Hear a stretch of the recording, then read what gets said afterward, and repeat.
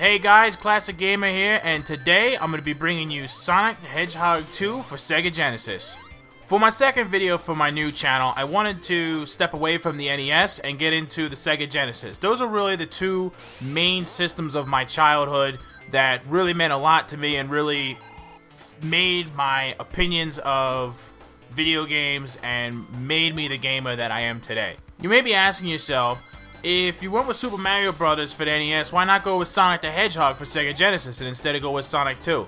Well, it goes into a lot of reoccurring themes I'm going to have here, where as a child, I never really had the latest and greatest stuff. I didn't grow up rich, I actually grew up quite poor, and I didn't actually get a Sega Genesis until Sonic 2 came out, and the only reason I even got that was because my dad was able to trade a friend of his some things that we had in our house for the Sega Genesis, because he knew how badly I wanted it and how badly my dad wanted it. Just like I said in the last episode with NES and with Super Mario Bros., my dad was also a gamer. We liked playing games together, and he really wanted to get his hands on this as well. So we had to trade some things just to get our hands on it. So Sonic 2 was the first 16-bit game I ever played.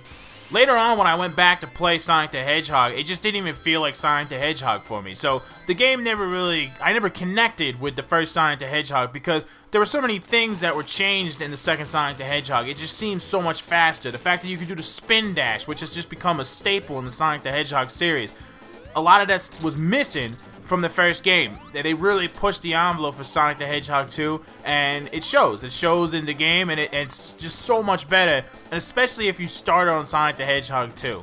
When I started thinking about this game and what I was going to talk about, I just said, what was my favorite level? What should I talk about as far as like what I really loved about this game as far as the levels and stuff? I really struggled to come up with something. Honestly, the only thing I could really think of was the opposite of the last game I covered, Super Mario Bros. Because in Super Mario Bros., I really liked the water levels. I thought it was really different and interesting. Whereas in Sonic, any level where you ended up in water for some reason, usually you could try to stay above the water, but you're running so fast, you always fell down. And the water slows you down so much. And this game is all about speed. So if anything, I didn't care for the water levels nearly as much.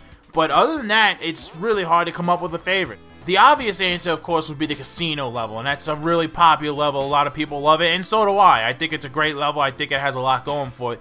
I think in a lot of ways, though, for whatever reason, it was the earlier levels in the game. The first level, yes, but the second level with all the chemicals and stuff like that, I think for some reason that ended up being kind of my favorite game. And I think it's really more of just the fact that when I was a kid, this was a really hard game. I don't remember ever beating this game as a kid. I don't think I ever beat this game until I became an adult. I don't even think I got to the final levels as an adult. I don't think I got past levels like 6 or 7 as a kid. It was a pretty hard game. It did a fair good job of challenging you.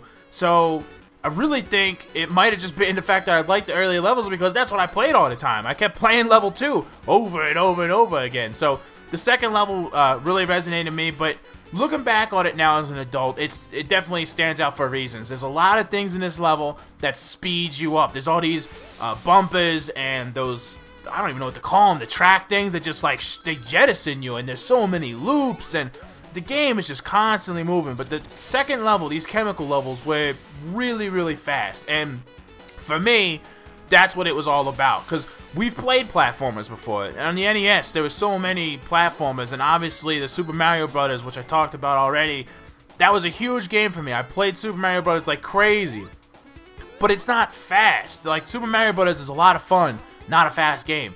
All of a sudden now we got this Sega Genesis coming out, and you're flying across the screen, and it opened up a whole new level of gaming to me, where I've never done anything this quick before. So the faster the levels, the better. That's why I really think I liked the second level the most. But along with that, of course, the casino level was a big favorite of mine. It's also very fast. You got all these bumpers and like kind of like it's like a big pinball game, and all these things are just bumping you all over the place. It was a lot of fun. There's some places that slow you down. It was also a difficult level, and I think as a child, now that I'm thinking back on it, now that I'm replaying the game, I usually could get past the casino level and then it ended there. Usually, I think the 5th level is where I started to struggle the most as a kid. If I got past the casino level, that was about as far as I got.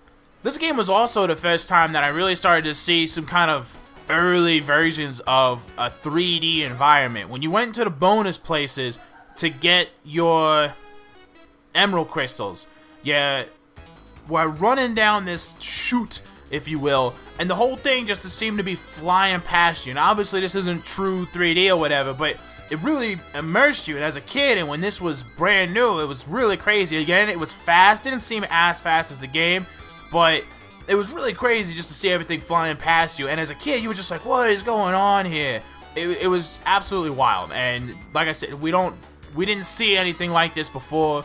And even with the first Sonic, we never really saw anything like this. That's why the Sonic 2, even if you did play Sonic before Sonic 2, I think it still stands out as the better title. Now, I actually went back and played every Sonic game that came out for Sega Genesis when I was getting ready to make this video, because I kind of wanted to relive all of them and remember as much as I could about them, so on and so forth. And I really do think this was the best one. The third one, it just feels like they tried too hard. It was fast, but you know, it just, I don't know. It looked great. It looked great. They started to learn kind of like the limitations of the Sega Genesis. They pushed the boundaries. Usually games that come out later in the system cycle, they're better looking than they were when the games, you know, first came out. I mean, just look at, you know, like Super Mario Bros. 3 as opposed to Super Mario Bros. There's a lot more going on in Super Mario Bros. 3. It's just a much better looking game, and it's because the system's out for a while and they learn more about it and how to push the boundaries.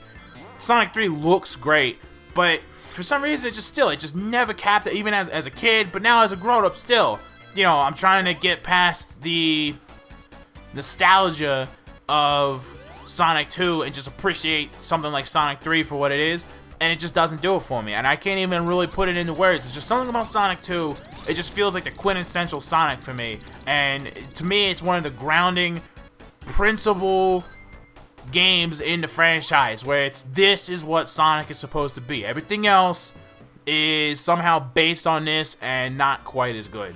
So once again, if I can give this a retroactive rating, my kid self would have given this game a 10, so does my adult self. But I said it before in the last video, I'm not going to just do these 10 out of 10 types of games. I definitely want to cover games from my childhood. Some of them aren't as good as others, but I really felt like the first few games that I do need to kind of cement my love for gaming, both as a kid and now as an adult, what it meant for me, and cover the different systems that were important to me. The biggest two of those is Nintendo and Genesis. Footnote though, before I really started getting into the Nintendo and the Genesis, I did have a ColecoVision, or I should say my grandmother had a ColecoVision. And if you don't know, ColecoVision was like the competition for Atari. They were both around the same par as far as the graphics and stuff, and they were both out around the same time. And I played a lot of ColecoVision, but finding a ColecoVision and figuring out how to record it is phenomenally difficult, okay? So I want to bring some ColecoVision stuff to you guys. It was a big part of my childhood, but we're not quite there yet. But in the meantime, 10 out of 10 for Sonic 2. This still holds up. It definitely holds up. This is a game that you could pick up, and I said it before with Super Mario Bros., where I still thought that would be a popular game if it just came out today. It may just not be a phenomenon like it was before. Sonic 2, maybe even more so. This would be a huge hit if it came out now. If nobody knew who Sonic was, and all of a sudden this platformer came out, I think this would be a big hit.